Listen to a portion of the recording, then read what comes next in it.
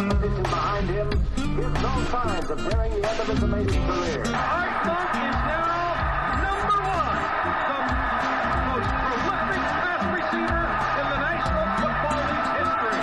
Touchdown, Washington Redskins. This is Harry Hog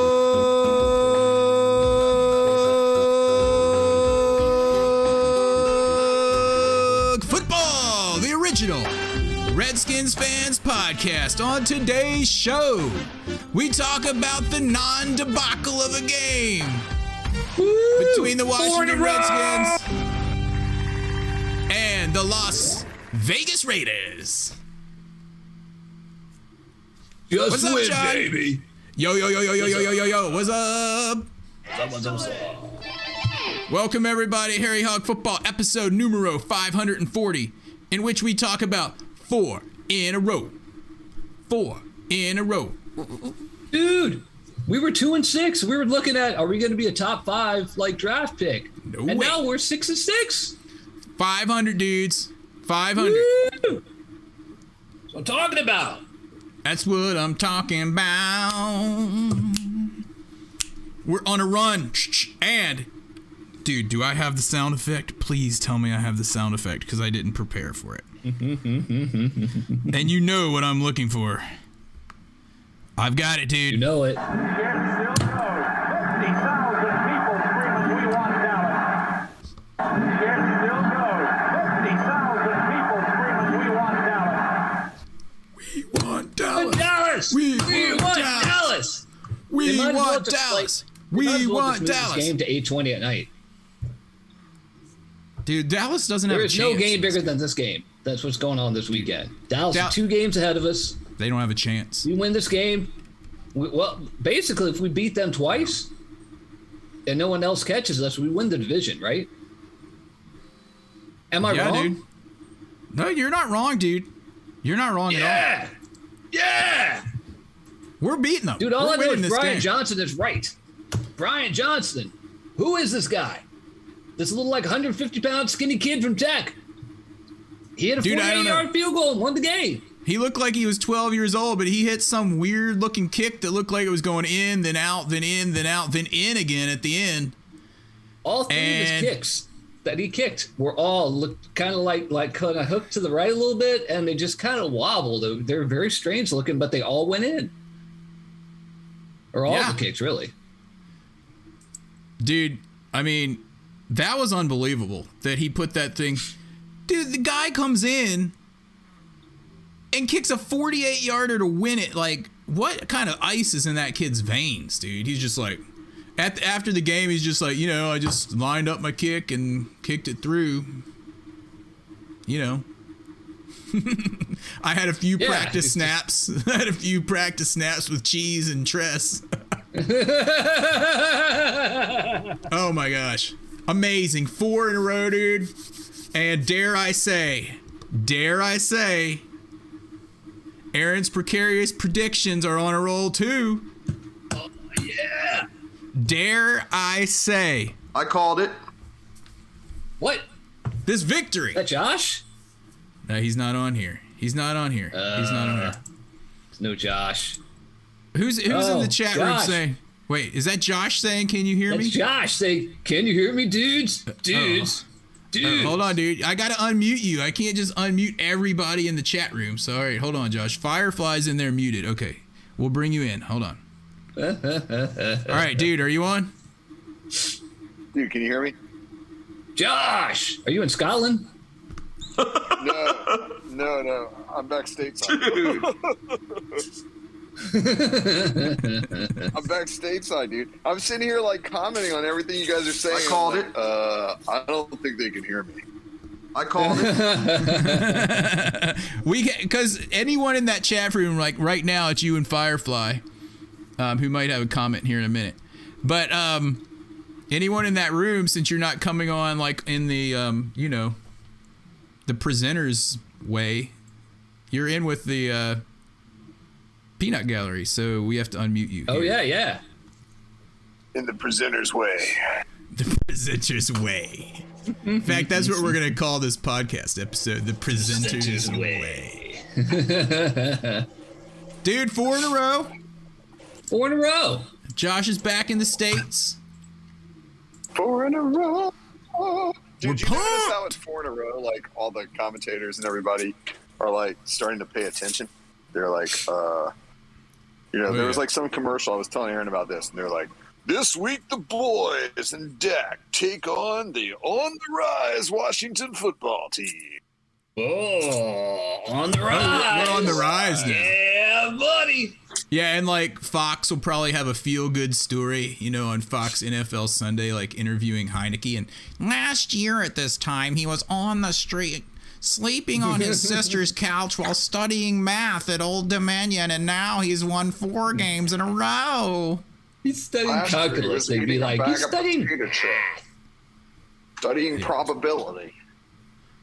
Probability. Anyway, It's like probability and statistics. Dude, all right, to the game, and I have a few comments about this, and I've been building on this whole thought. I was just thinking about this today. These games, one could argue, including myself, that one of the reasons why, in addition to the defense playing better, one of the reasons why we're able to win these games is because we're controlling the ball for well over our share of the game and pounding the ball. Isn't on the field. Yeah, and pounding the ball, tiring out defenses, running the ball more than people. How do I say this? The new consensus of the Madden generation thinking that you have to pass all the time to win in football.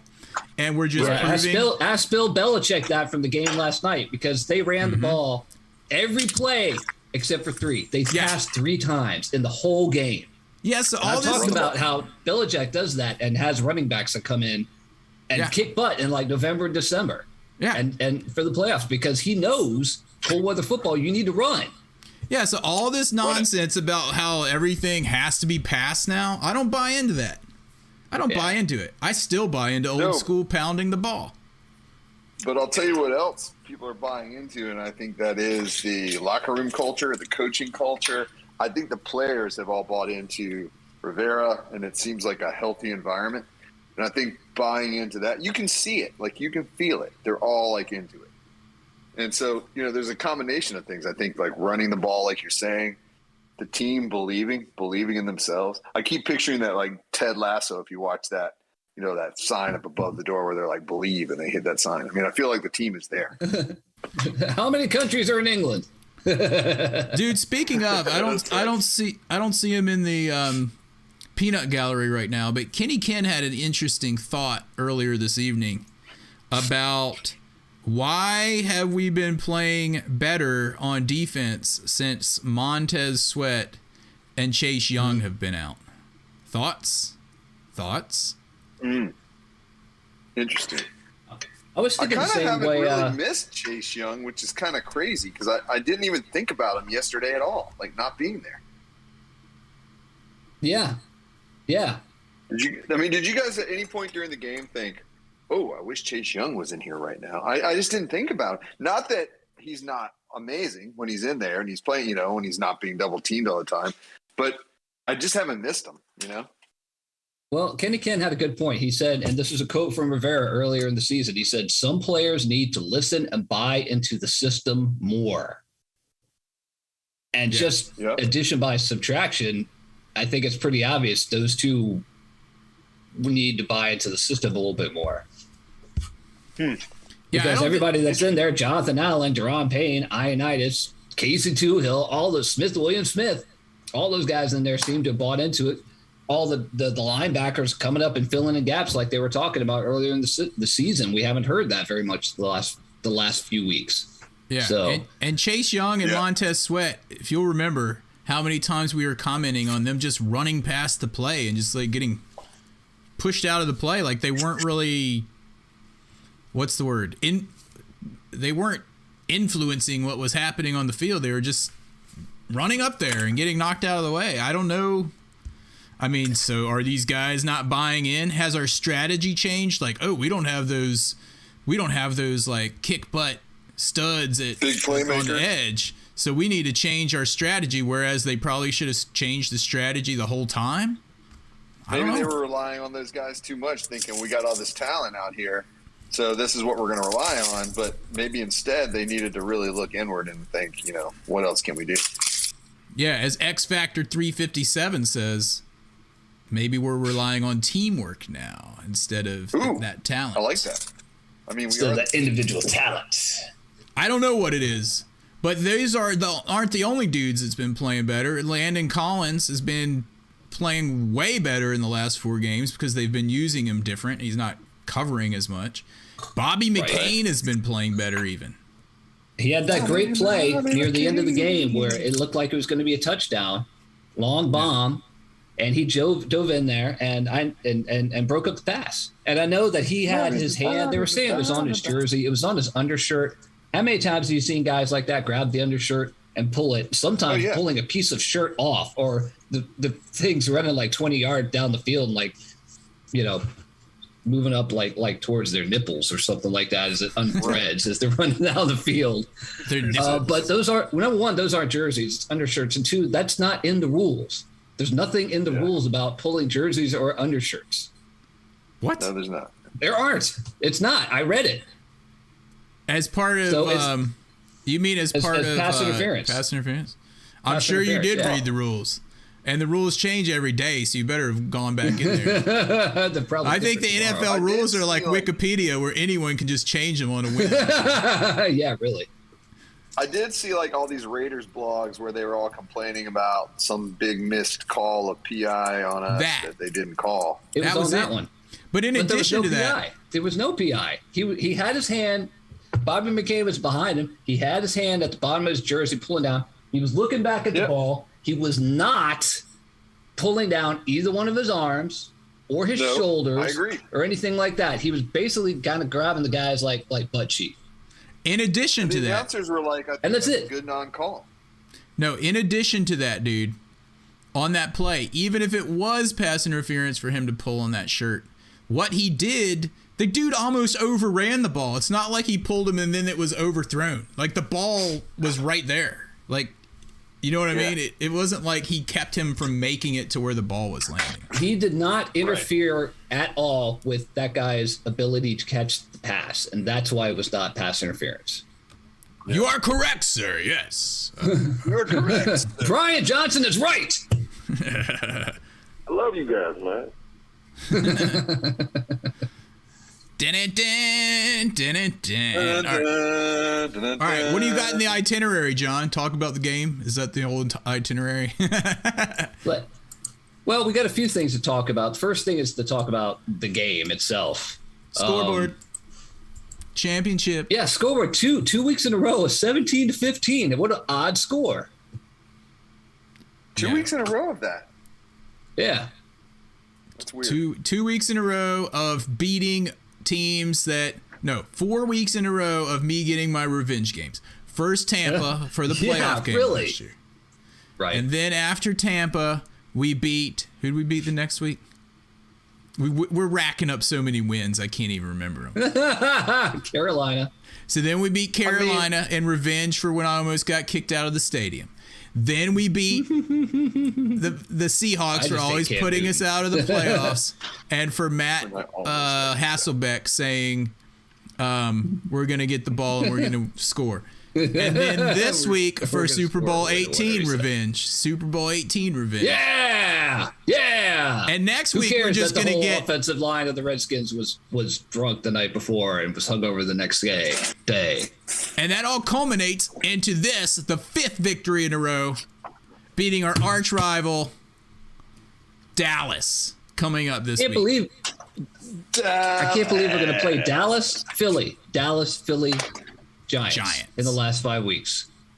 Our destiny is in our hands, dudes. It's in our hands. Our destiny is in our hands. Her life is in your hands, dude. Life is in your hands. Life is in your hands, dude. Do I have that sound effect? Our life is in our hands, dude. Our life is in our hands. So when we look at the standings now, I haven't checked them today, but I got a rash. Are we 1 game back? Where are we now? 2. We're 2 games back, but we are playing the leaders this weekend.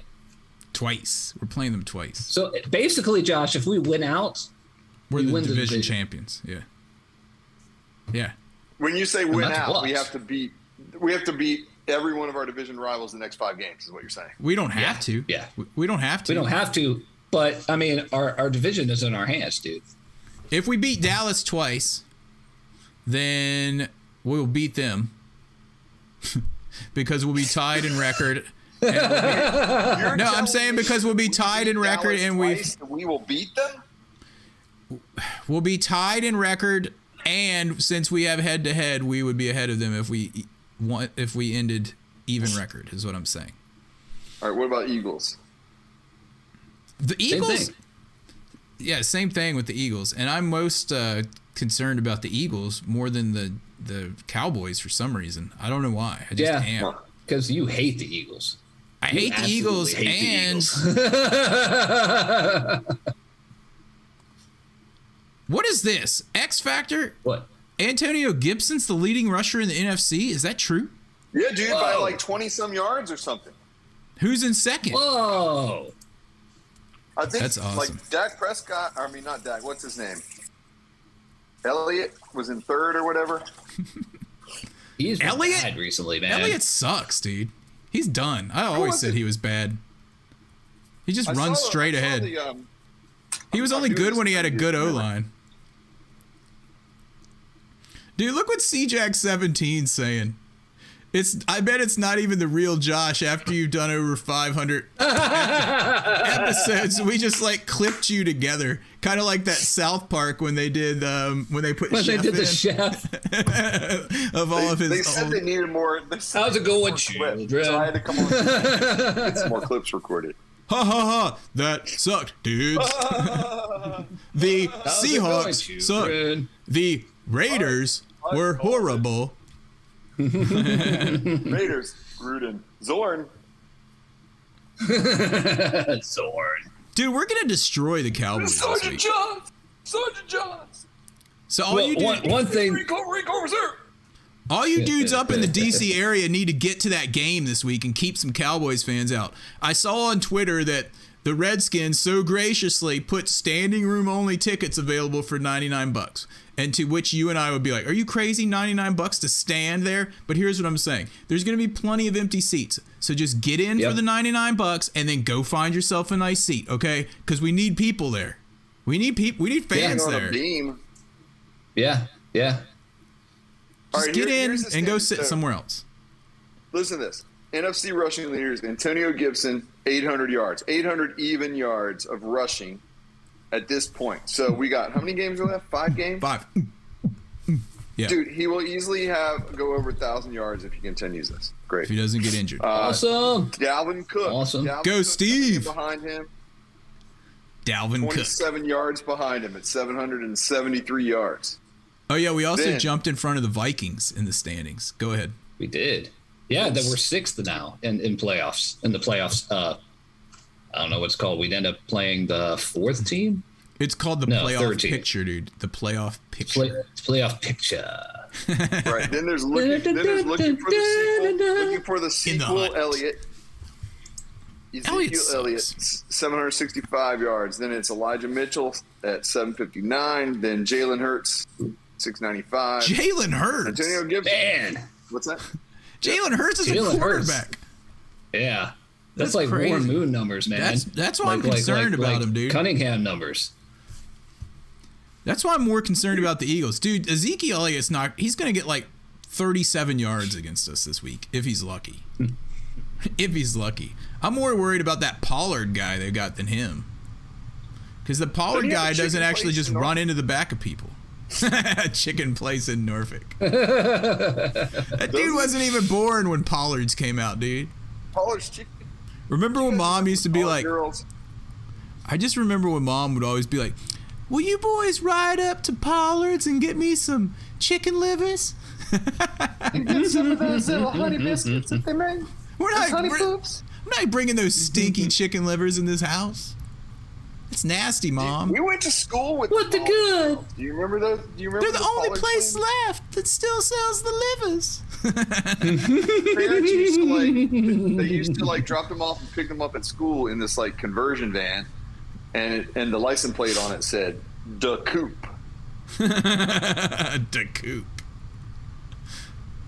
The Anyway. Pollard's fried chicken. Why are we talking about Pollard's fried chicken, dude? I don't know. Fried I've seen chicken that clip livers. about Marshall's chunky chicken. I hope you play that at some point. John, are they still there? Pollard's fried chicken? Who? Pollard's Most of fried them. Pollard. One of them, the one in Chesapeake just closed, but they're still there. The one with the chicken is still there, I think. Like The out on original road. one was down by like First Virginia Beach Colonial Boulevard, Road. like halfway down. First Colonial Road, and I don't know, somewhere down there. Yeah. Anyway, these Virginia people Beach. don't care about Anyway. it.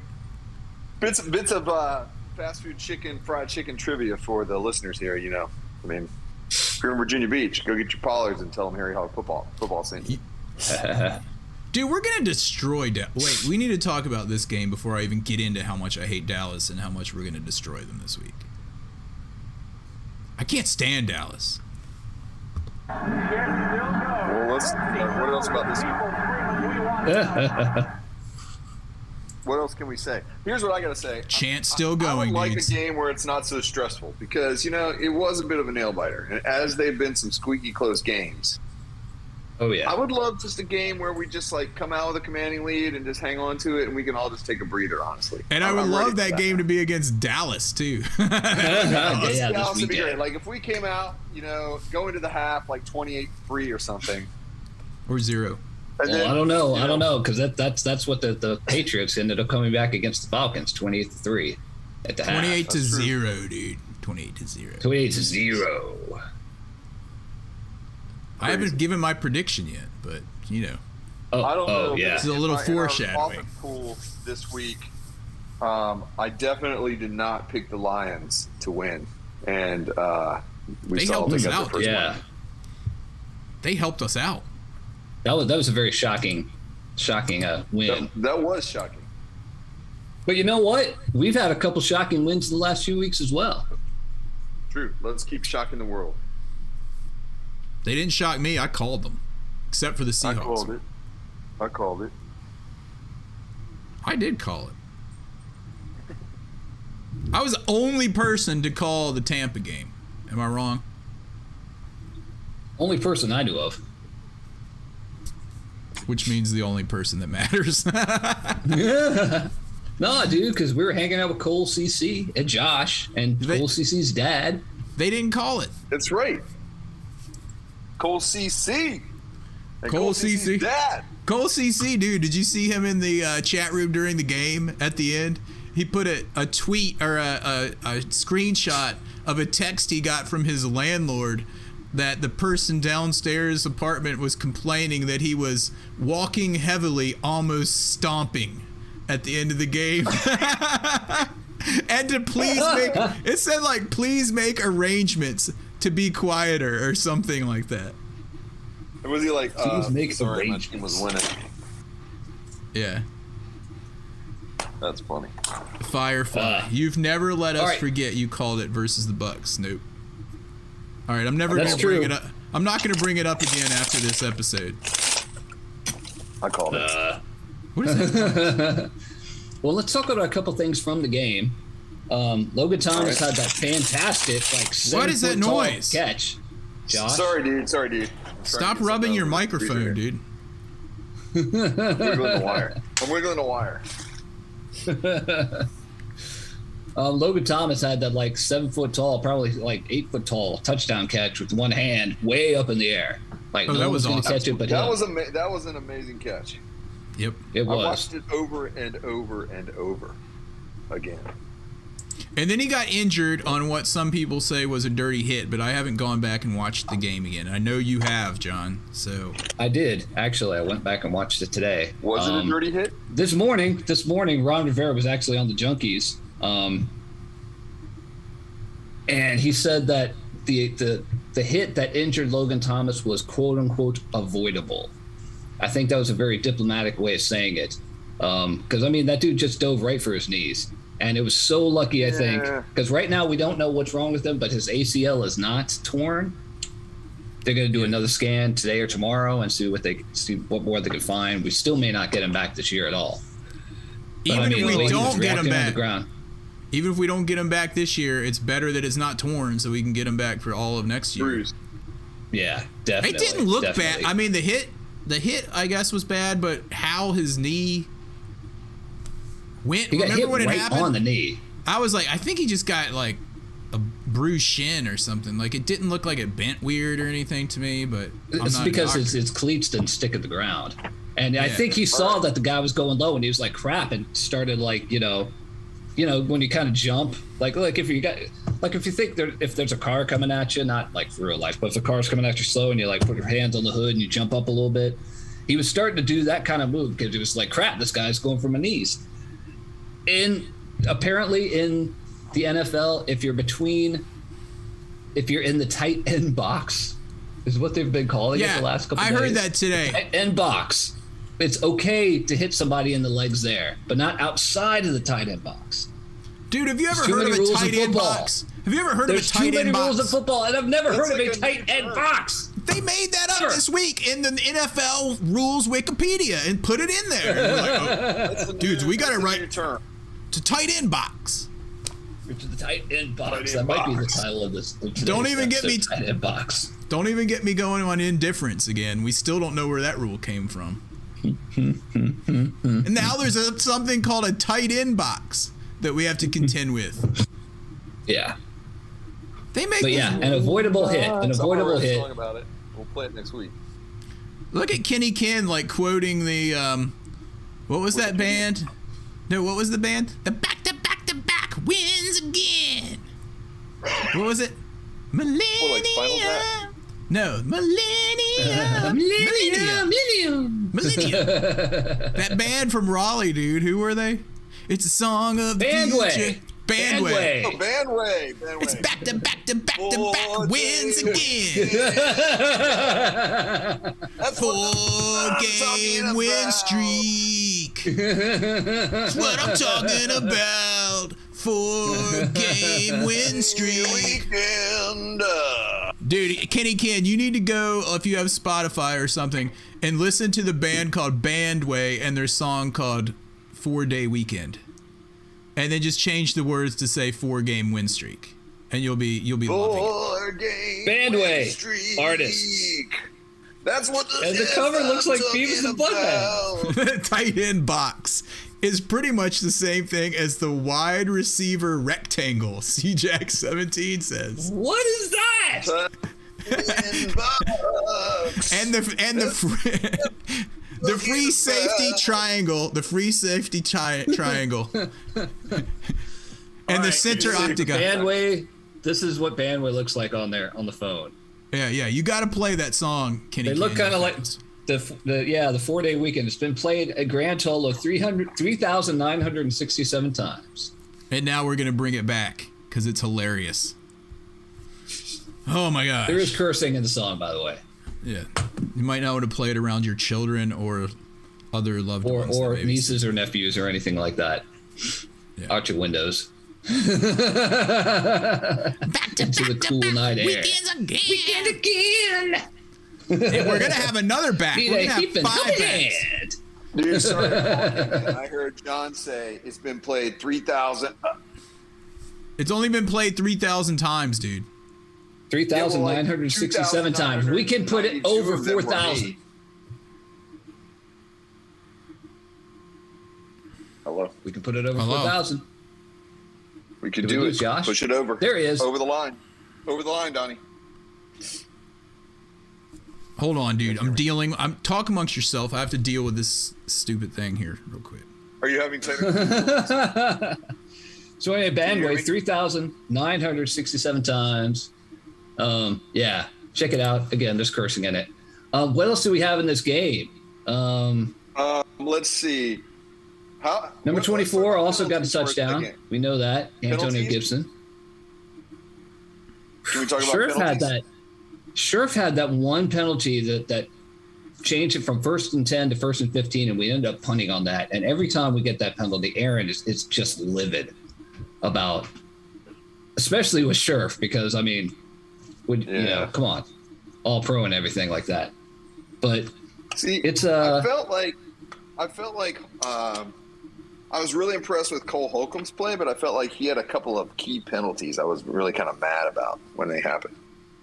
He was kind of feast or famine, but he's getting so much better. He seems to know what's going on, and some of the Rivera said this morning as well on the Junkies. He said the same thing. He was like, he's starting to get plays, and he's starting to get plays without thinking about them. You know?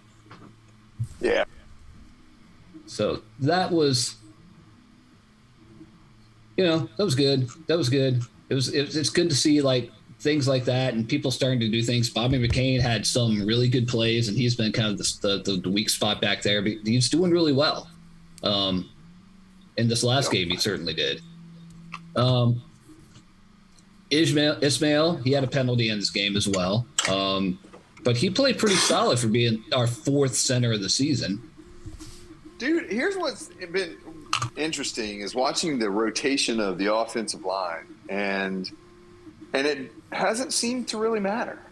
You know what I mean? And I don't know if that's just like Heineke's ability to feel pressure or scramble or get out of situations, but it just seems like they've been okay. I mean, didn't matter who was in there. Yeah. Almost. They've been dominating on the run game. I mean, they've been opening up holes.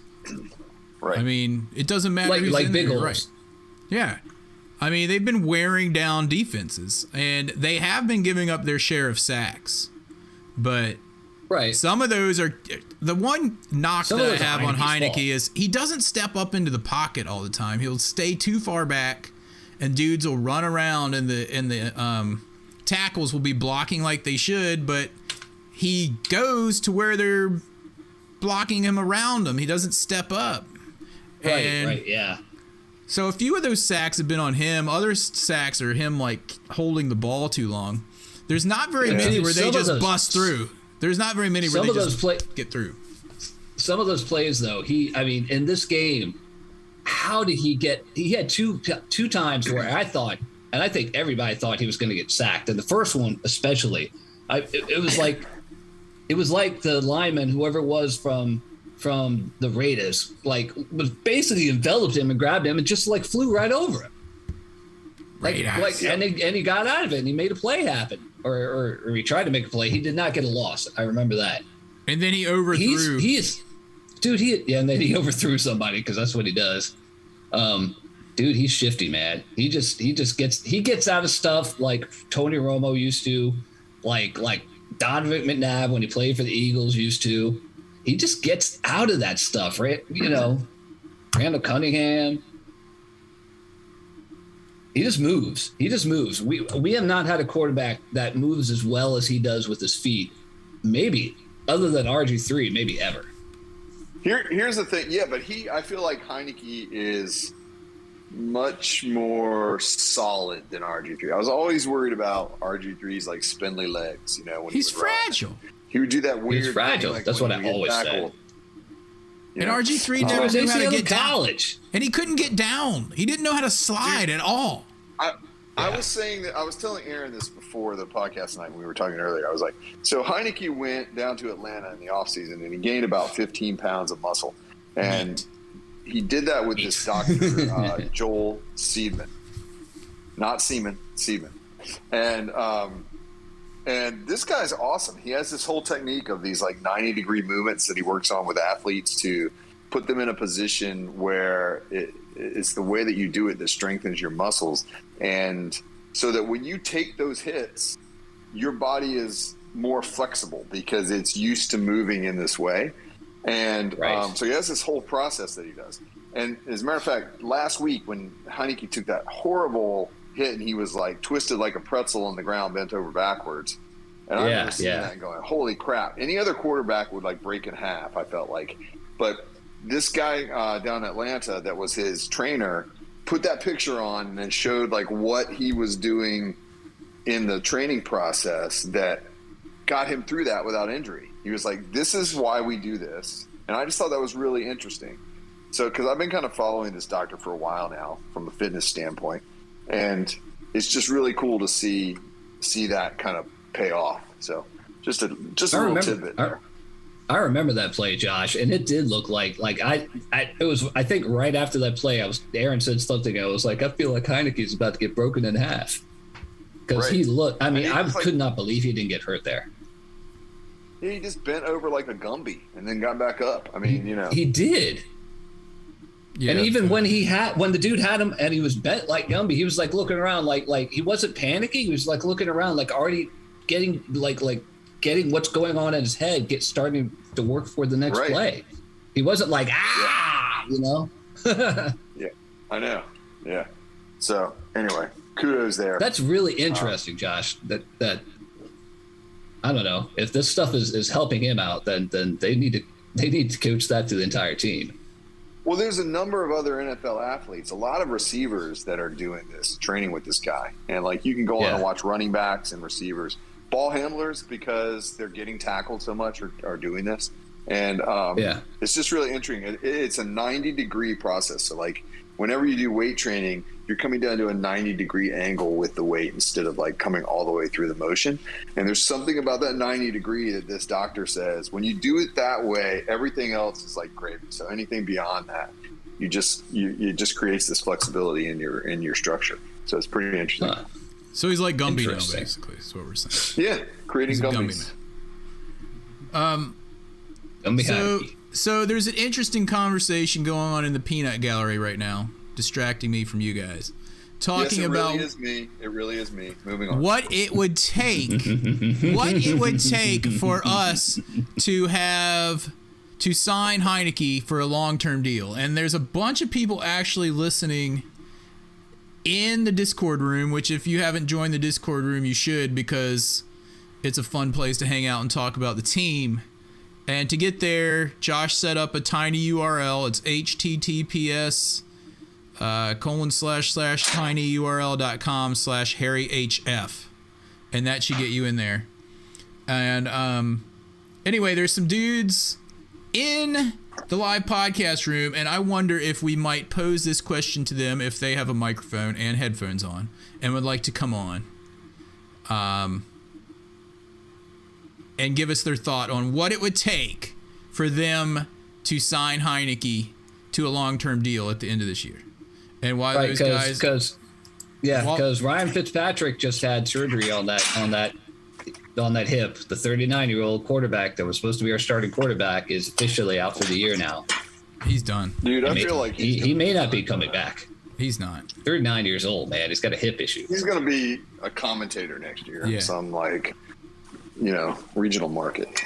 He'll be like Florida. Alex Smith, just showing up in random markets. Yeah. Right. Yeah. He'll be in Florida. So if anyone in the live podcast room wants to come on audio and give us their thought, just hit us up in the Peanut Gallery text and say you're ready to come in. Anyway, in the meantime, I think, dude, if Heineke plays the rest of the year and beats that, if they run the table, we're giving him a contract. Oh yeah. Oh yeah. No doubt. Totally. I mean, we have until the end of next season, so we don't have to. But I mean, if things keep going the way they're going, we really, really have to, because someone is going to give him dumbass money. Oh yeah, they will. Someone's going to give him like $20 million a year. Like, God, who was that quarterback? Jeff George. Who was that quarterback? Oh, I can't remember who it is. There's one. He was like I don't know, maybe like kind of a starter quarterback. He ended up getting his contract for $16 million a year. $16 million, and I can't even remember who it is. I wonder if anybody listening in the Peanut Gallery can remember who it is, because he was never really like a big starter or anything like that. It wasn't like Tannehill or Minshew or anyone like that. I'm trying. Man, who is it? Is it Brock Osweiler? It wasn't Brock Osweiler. That's a good point though. That was one of the people. That was another. That is a really good point. He's not exactly who I'm thinking of, but that he is also in that same thing, in that same area. But I think you're right, John. I think somebody is like, if we don't do a deal, somebody's going to come in and just offer him some stupid money that'll be too much for him to turn down. I think like the Jets. Yeah. Or the Vikings will dump Kirk Cousins and get him. I mean, it's like, where else do we send quarterbacks?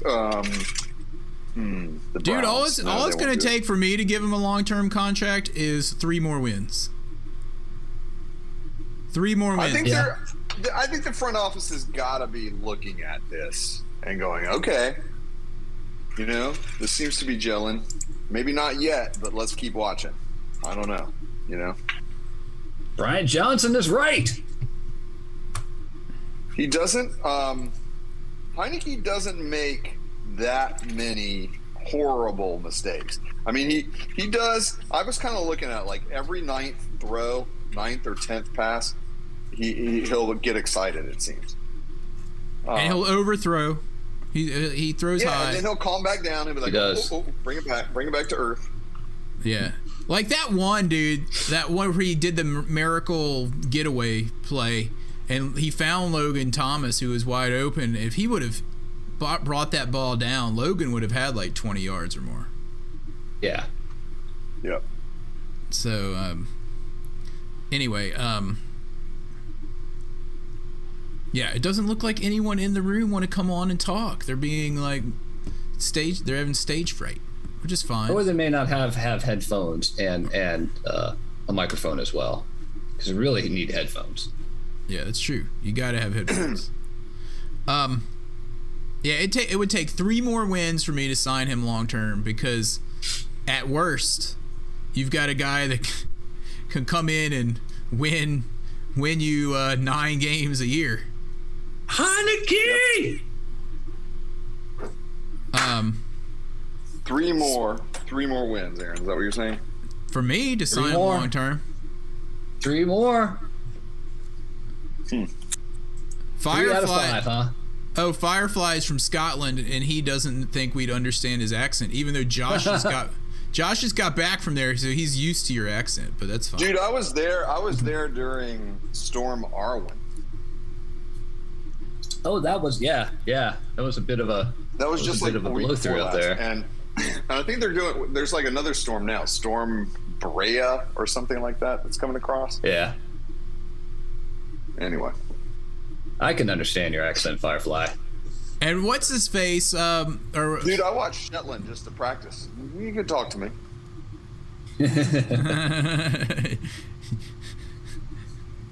Anyway, okay. Let's talk a little bit more about this game, and then we got to give our games and kicks.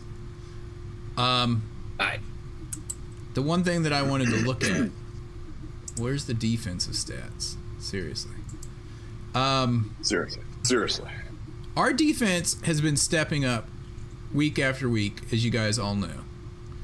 This was the top offense, the Raiders, for long plays in the NFL. If I remember them holding the Raiders to only like maybe 2 to 3 plays over 20 yards. Do you remember? Yeah. They didn't have very many. They didn't get very.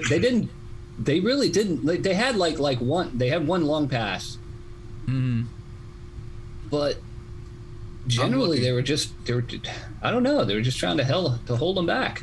And they were doing really well. And dude, another thing. I think 2 long. The defense is coming together in the second half of the season. Ron Rivera is known for having defenses that do this a lot, offenses as well.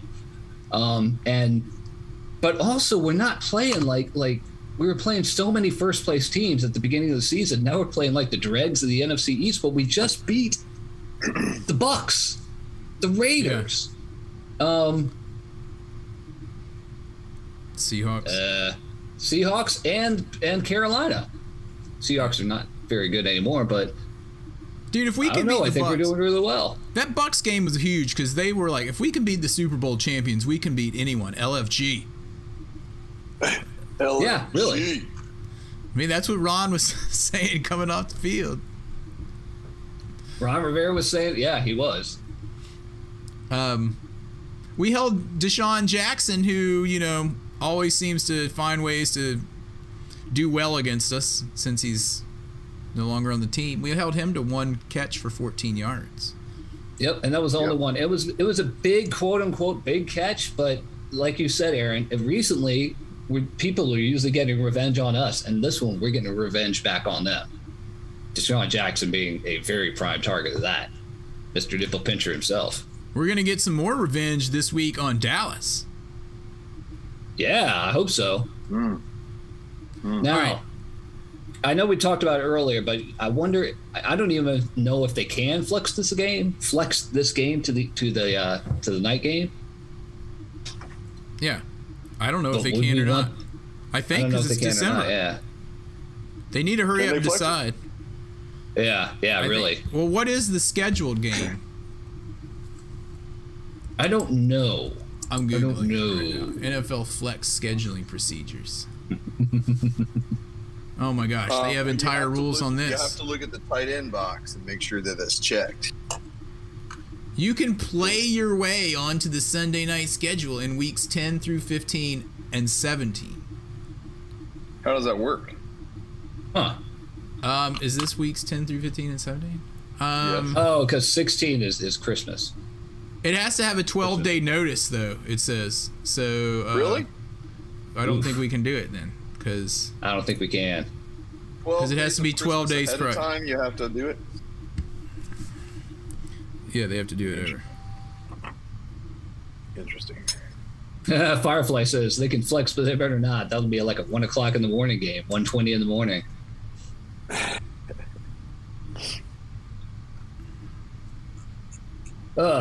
Chase Daniel was one of those quarterbacks who has gotten so much money and has like almost never started a game. That's another one of those guys. He played for us. Well, he didn't play for us. I don't think he's played for really anybody. He played for the Bears. Maybe he started a game for the Bears. Maybe Daniel. he was with the Did he he was get- with the Saints. He got a lot of money. He got tons of money. What did he get? He's generated 24.3 million over his career, and he's never been a starter. Wow. 31 years old, 24.3 million to be a backup quarterback. Who is this? I wasn't paying He's attention. had life Chase pretty good. Daniel. Oh my gosh. But back to Heineke and the amount of money he's getting. The last 4 weeks, he's got 150 grand a week. 125 Bonus. grand a week. 125. 125 grand.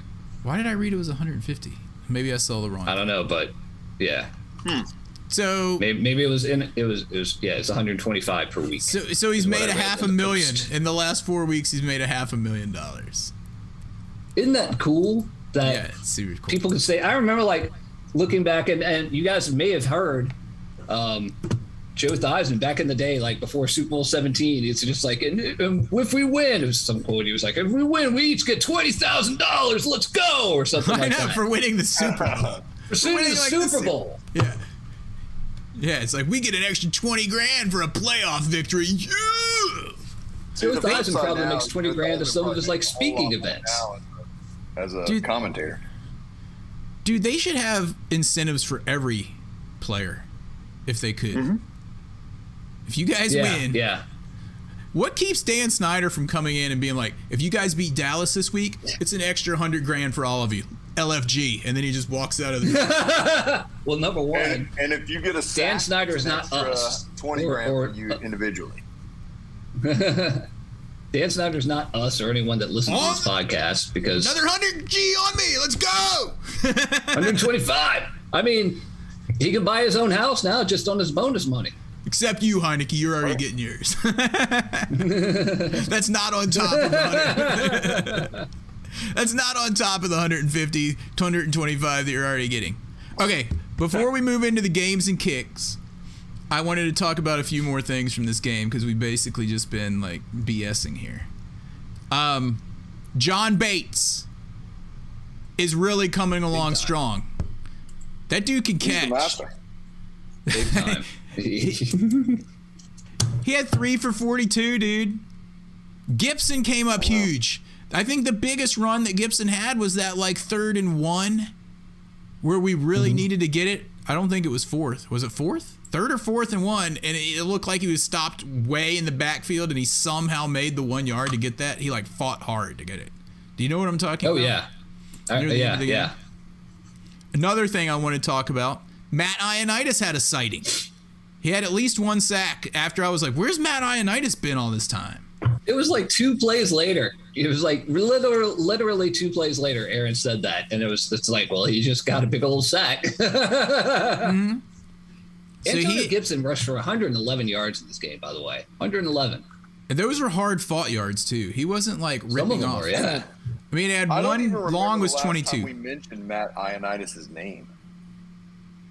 Yeah, really. Because I mean, last year he tore that tricep, and this year I don't know. I don't know if he was trying to come back from that. Dude, at this point, like at the beginning of the year, it wasn't like it was the ACL or anything like that, but it might have been a really bad tear. I don't know. Dude, he only ran for 88 yards. He had passing yards too. Oh, okay, yeah. But still, my bust. That was including everything. Adam Humphries, bad. That dude is clutch. That dude is clutch. My bad. Oh, too cool for school? Yeah, he is. He is clutch, man. 2B4, let's keep it clean there, dude, in the chat room. I see you got chastised for using bad words like Dallas. No, Cowboys. He got chastised for using the word Cowboys. Chastised for using the word Cowboys. We don't use that word here.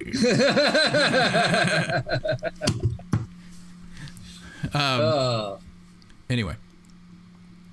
Did I already talk about Cole Holcomb? I think I did. He was impressive to me. It's like a whole team effort, like Josh was saying earlier, and we were saying teamwork. Like everyone's kicking in. Everyone, even our fourth center. He's kicking in. Daniel Wise was in this game. Daniel Wise. Shazer Everett, as we already know. Everett played better than he did the last week. I told you were all really worried about Everett. I was like, dude, Everett's played, started games for us in the past. He's usually hitting people too hard, Yeah. I think instead of letting them run right by. I think we lost Josh. Style. We lost maybe Josh. we did, Josh. He's muted. Oh, he's No, unmuted. dude, I had to mute. Okay. I'm here. He had to cut one or something. No, Amy's getting home. For those, want dogs barking and all the other stuff happening.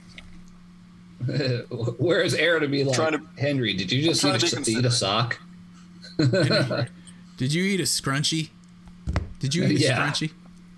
And I was telling John this before the podcast, and long story short, in a matter of 36 hours, my dog ate and threw up 3 big, girl hair scrunchies, not the little rubber band ones, the big ones. They're about the size of a sock.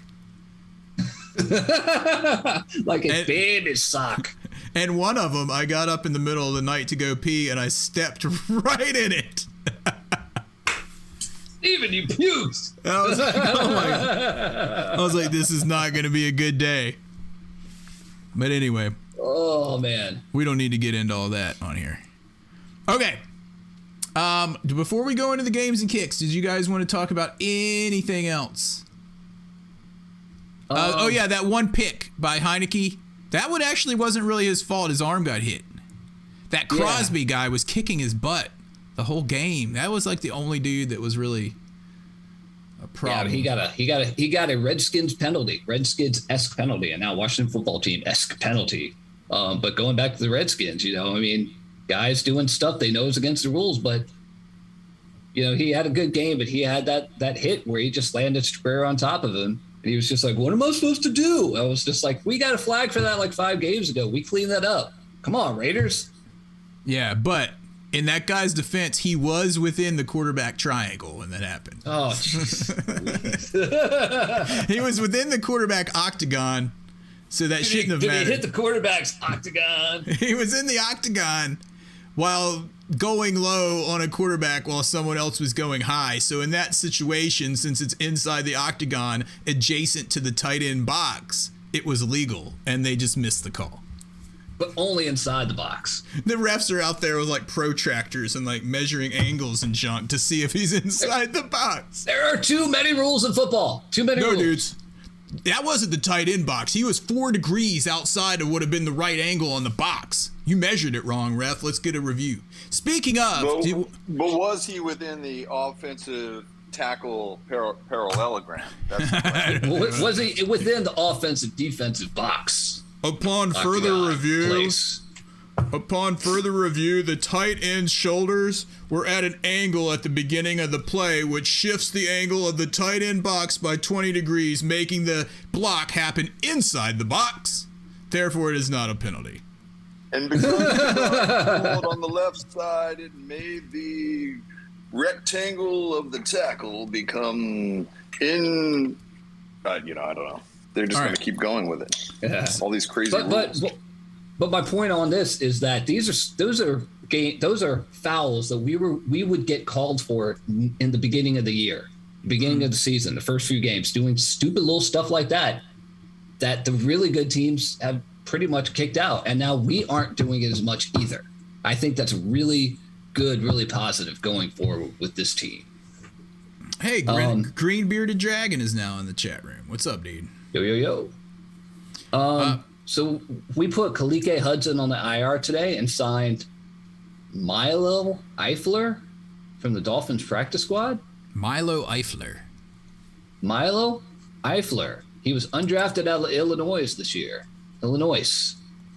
Milo. Is he any good? I don't even know what he does. He's 6'2", 225. What does he do? Is he safety?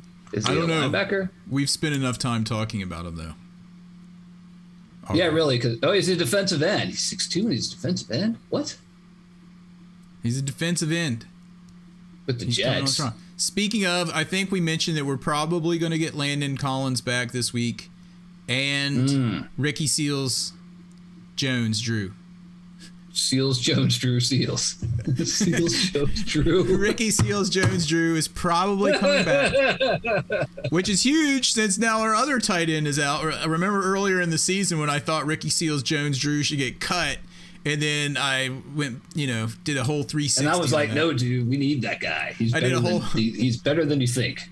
I did a complete 180 on that because he contributed. So between him and Bates, who I think is going to be really good in this league, I think we'll be okay. But Collins coming back, I didn't think I would say this earlier in the season, but I think it's pretty big to get him back. You know what? I don't know if we'll get McKissick back this week, but that was also, we said it last week too, McKissick and Collins, like offensive, defensive. Those were the two things that we really thought were going to hurt us. And I think it did hurt us a little bit in that game, but we seemed to get through it. We talked about number 24, and, Patterson helped out a little bit, and they had Samuel in there doing a couple runs and stuff on his pitch count. Samuel sucked, though. He had like 2 touches for -4 yards or something. Although I can blame that on Norv Jr. Those plays were lame. What was Norv Jr. doing? He tries to get cute like his dad sometimes. And it doesn't work. He likes to get cute. And every time he tries to get cute, they blow it up. And he's just like, oh, shucks. I think Norv Jr. is good usually through the first 2.5 quarters. And then he just gets like, what are you doing, dude? What are you doing? Well, I thought he was going a little too conservative in this game in the second half. And part of that might be because we had a new kicker, but they've been saying, again, Ron Rivera this morning was just like, we saw him kick already. There was tape on him kicking, and he was like 6 for 6 or 8 for 8. Yeah. So he had a perfect game. Hopkins did not yesterday, by the way. He had missed, or 2 days ago, he had missed an extra point. He's on the decline. He's on the decline, that guy. Well, let's give our games and kicks. How are we feeling really quickly? How are we feeling about Jack Del Taco's defense? He's doing better. Yeah, they're doing better because people are getting where they're supposed to be, and the linebacker was such a big deal, and moving Landon Collins to this Buffalo nickel hybrid linebacker safety guy position has made such a difference with that, which is good because, Del Rio kind of had to come up with something there because his defense was just looking atrocious. And between that and Sweat and Chase Young being out, being able to observe and see what's going on. Sometimes a guy's out for 1 or 2 games and they come back and they've watched and then they got in, they started playing a while. And if they have 1 or 2 games out to watch and learn from there, it actually kind of helps them develop. I've figured that out just in general with like sports in general. It's good to get those guys. Sometimes it's good to give them a break for 1 or 2 games. And when they do get back in, it's almost like, I don't know, if they paid attention and that's the way that they work, that's one of those things where you see them go out there and they start to make better decisions. You're like, yeah, okay. Not like you want guys to take time off, but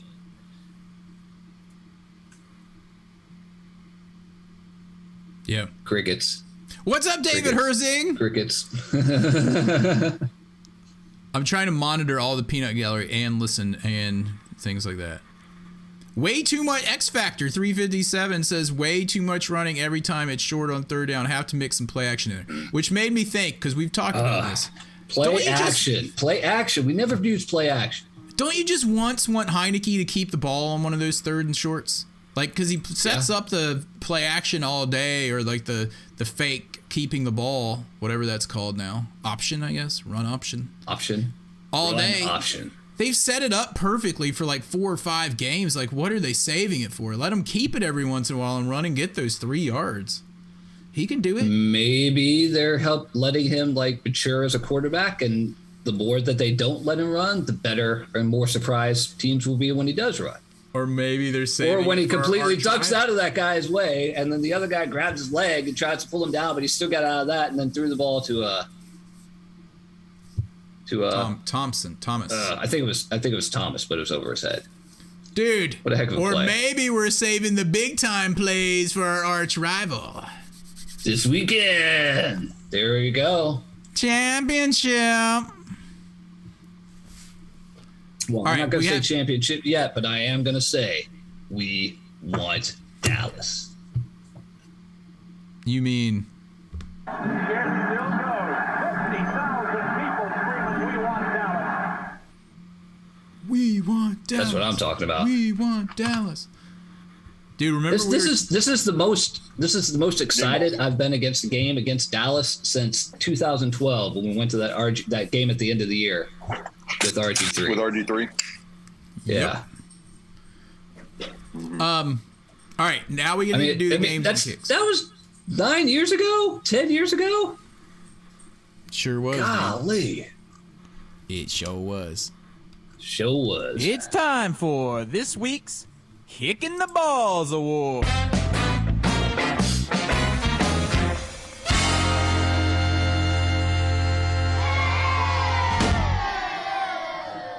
Kicking the Balls Award, brought to you by Ridapoo. Who wants to go first? Josh? Not Josh. Yeah, Uh-oh. I'm gonna give it to, Maybe we lost. Oh, there he is. I'm going to give it to a guy that I was going to give my game ball to first, but then I just got disappointed, and I alluded to this earlier on here. A couple of times I felt like he was making really big plays, and then he just like made a couple of dumb penalties, and that was Cole Holcomb. Because the only reason I'm doing that is because I felt like it was difficult to really give a solid kick to any one player today. I felt like we played as a team, and it was hard to do that. So I kind of had to choose somebody to do that. So that's why. Who'd you give it to? Cole Holcomb. Cole Holcomb. Okay. John? He had some penalties. Not to be outdone by his stellar play otherwise, because I thought otherwise he played a great game. Somebody's got to take the kick, though. All right, kind of in that vein. I was going to give my kick in the balls to Peyton Barber, who ran one time for 2 yards. He's on the other team. Raiders. But he's So I'm going to give mine this week to Curtis Samuel, who had 2 runs for -1 yard and 1 pass for -1 yard. You're moving backwards, dude. You did more for us when you were on the sideline. But again, Yeah, -2 on the that's day. really a kick in the balls to Norv Jr. because Yeah. some dumb play calls, So he really some had -2 on the cutesy day. play calls. What, Josh? He really had -2 yards on the day. Yep. Yeah, man. -1 yard rushing and -1 yard receiving. Wow. I mean, That that's a takes some negative work. day in That anybody's takes some day. work.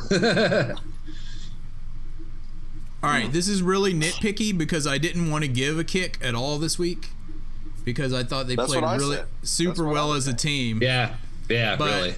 I'm going to give it to, I hate to do this, but I'm going to give it to DeAndre Carter because he keeps almost or dropping the ball, and one of these days we're going to lose it when he's catching these kicks. He needs to concentrate. He needs to concentrate better. So he's getting mine, even though it didn't cost us this time, for lack of concentration when catching that ball. Oh. Ball. All right. What do we got in the peanut gallery? Peanut Gallery, kicking the balls award to Samuel. That's Firefly.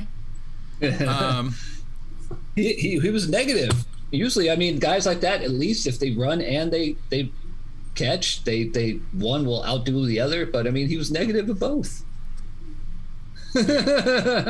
Kenny Ken to Samuel. Green Bearded Dragon, practice catching some of Tress's balls. David Herzing gives his to Grant and Danny because they were extra annoying. Dude, I don't know how anyone can listen to that guy. I'm sorry. Oh, that's man. I know he's a that'd be hard to- Redskins fan, but dude, I'm sorry. He's got a voice for TV and a face for radio. Anyway, all right, let's move forward. Yeah. And because this podcast is running long here. You know what I'm saying? Yeah. So here we go. And now, the coveted and ever elusive Game Ball Award. Game Ball Award with no sponsor. Who wants to go first? John? I'll Take give it mine. You know who I'm going to give mine to? Heineke. Woo! Yeah! Dude, I think you just activated your limiter. For 4 in a row. Four in a row. Woo!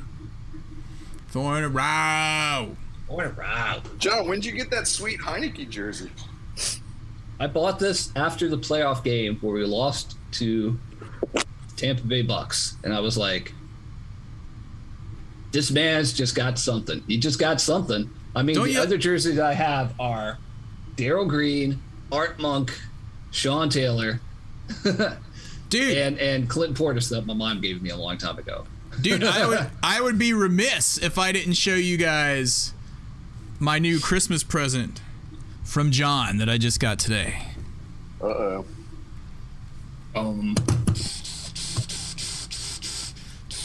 Dude, that's a very good number for a Redskins jersey. Still have the tag on it. I'm liking it. Can't get You're off the camera. There you go, McLaurin. Woo-hoo. Haven't even taken the tag off yet.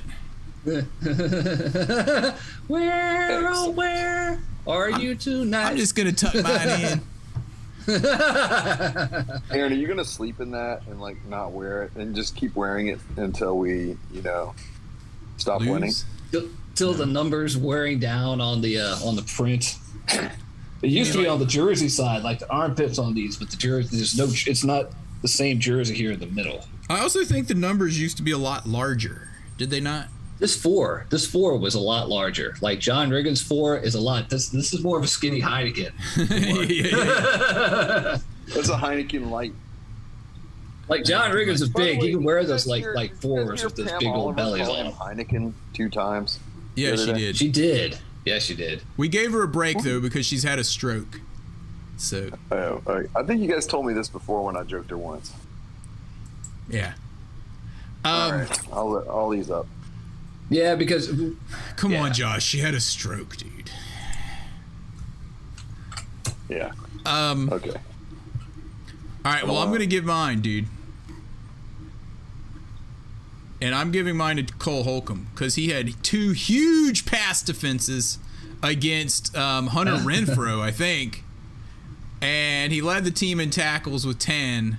And I think even though he may have gotten a penalty or so, I think he was huge in this game. Like, we didn't hire him to cover Hunter Renfrow. I mean, no, and I agree with you, Aaron, 100%. And that's why it was kind of like, you know, I was like, well, I'm going to be nitpicky and give it to Cole Holcomb for the penalties. But like I said, I agree. He's been playing well, and in this game he played extremely well, except for those 2 penalties or whatever it was. But yeah, that's a good one. Yeah. Dead air. Yeah, thank you. What about you? I'm going to give mine to the big man that went up for the one-hand grab, Logan Thompson. He had another Logan huge game. Thompson, absolutely. Super huge game, and then got injured, which sucks. And then he got injured, and I'm feeling confident about the injury. I feel like they're going to come back this week and say it's going to be okay, and we're going to have him back. Because he's a playmaker, and he's a big guy, and he can go up in traffic and make those kind of plays. And I think he's another guy, like, talking about buying into the system and buying into the team that's really done that. He just seems to be thriving. So, game ball to him. It's a good one. All right. I keep trying to mute my dogs in the background. In the peanut gallery, let's see here. Their game balls. They're going to David Herzing is going to Flowers, and whoever else had Heineke's back on that. Yeah, Eric Flowers was like about to go when that guy like twisted Heineke around. I don't remember exactly what he did to Heineke, but I was like, "You go, Flowers." That's a good one. And he's the biggest man on the field. He may be the biggest man in the NFL. He is just a monster. Dude, he just picked up huge. where he left off for us. He picked up where he left off when he went back to the Dolphins. Taylor Bud Lighty Goat is giving his to the entire defense for holding the big play-heavy Raiders to 15 points and only 1 touchdown, dude. 1 touchdown.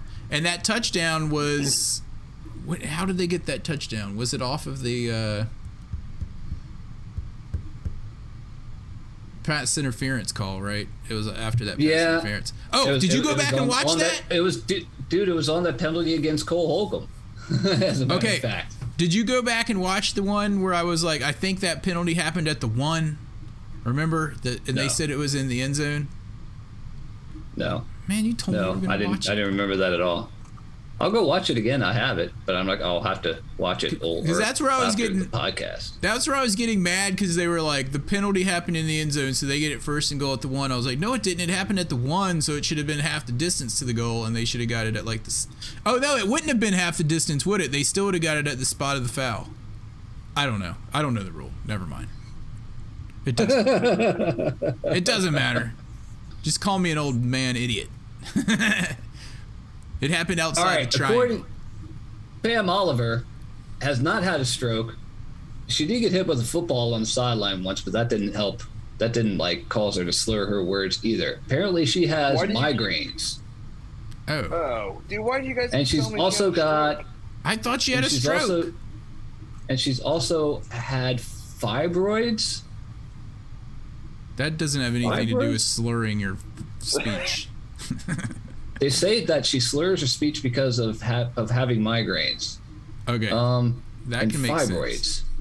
She didn't slur her speech. She just called him Heineken. I know. She kind of slurs her speech all the time now, though. I could have sworn she had a stroke. I thought she did too, but I thought before that, I thought it was because she got hit with the football in the back of the head because someone was like being too cute on the sideline, throwing a ball in that direction. Did she get a concussion from that?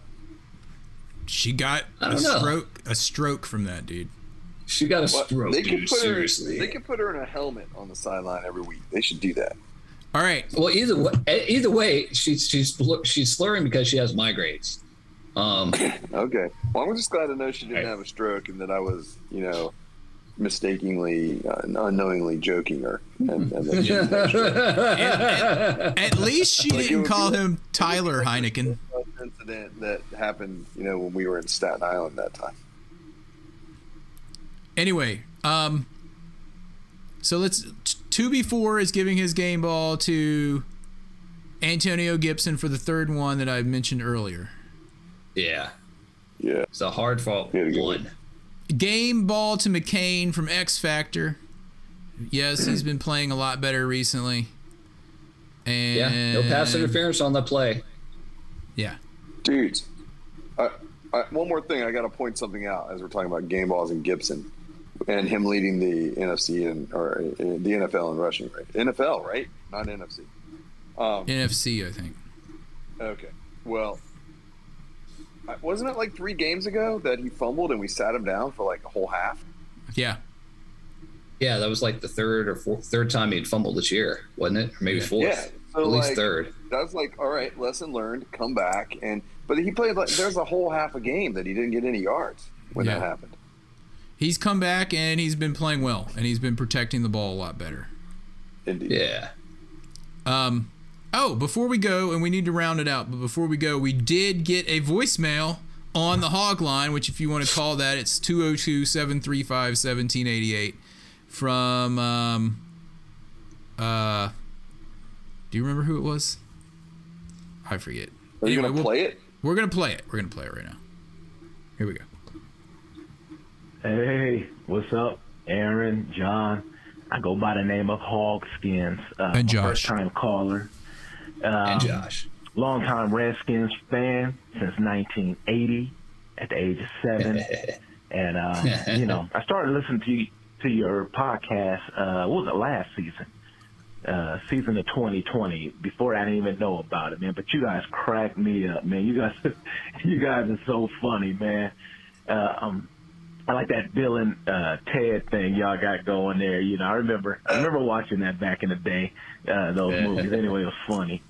But, I just want to say, man, great win. We got the Raiders coming up next. And I missed this I'm last week. excited, man.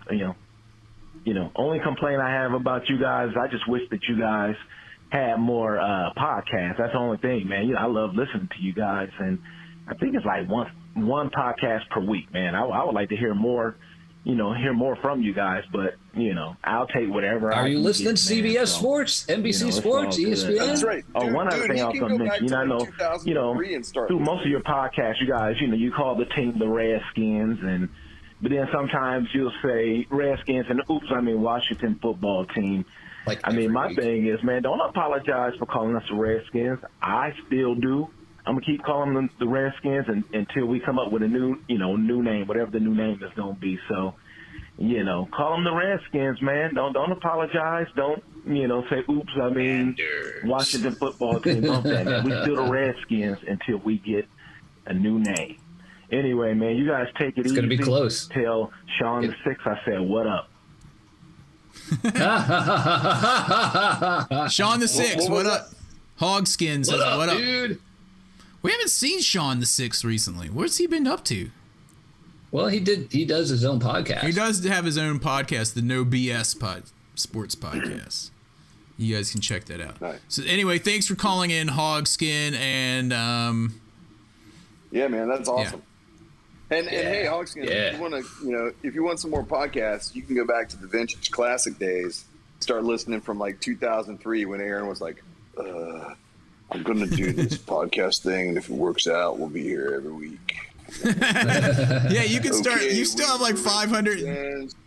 You have like 500 to go, dude. You can go back and listen to the classics. The classics. Yeah, although I don't. And if you find episode 3 or whatever it is, it's missing. Episode 2. Episode 2 is missing. Yeah. We don't know what happened to it. That's right. Dude, I don't know what we're gonna do because we're getting close to our limit on the server for podcasts. We're at like 95% capacity, even though we supposedly signed up and were grandfathered into unlimited storage back in 2005. What's up with that, Josh? We were supposed to have unlimited, but we were like, you guys are at 95%. I'll have to look into that. We may want to move it over to a scalable Amazon web server. I don't know how to do that, but yeah, we probably need to before too long. So let's spin up another Dymo and make it happen. I don't know what that means. I don't either. I'm just making it up. It's kind of like the tight end box. Okay. All right, we're changing the name of this episode to the Tight End Triangle. Tight end box. The tight end box. Tight end box. Anyway, we've already been rambling on. This might actually be one of the longest podcasts in our 540 episode existence.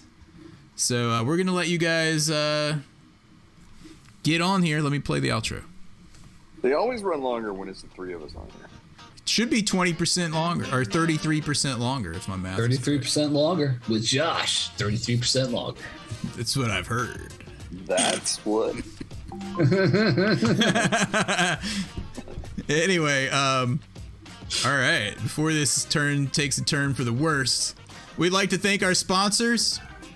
Okay, we're done with that. And if you want to send us an email, if you want to send us an email, we actually have an email account. It's hhfpodcast@gmail.com. Definitely come into the Discord room. https://tinyurl.com/harryhf. Call the hog line at 202-735-1788. You can reach us on Twitter at harryhog.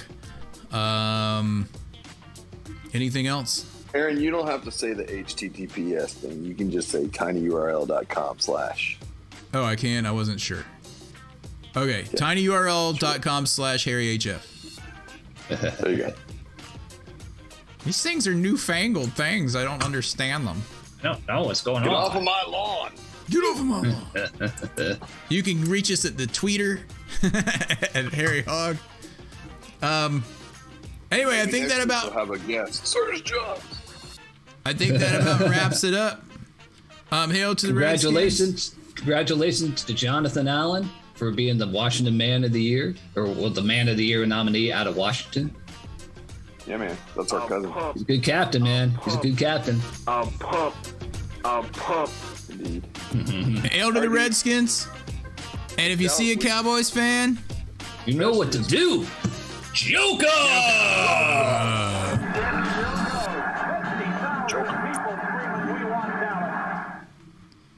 Peace, y'all.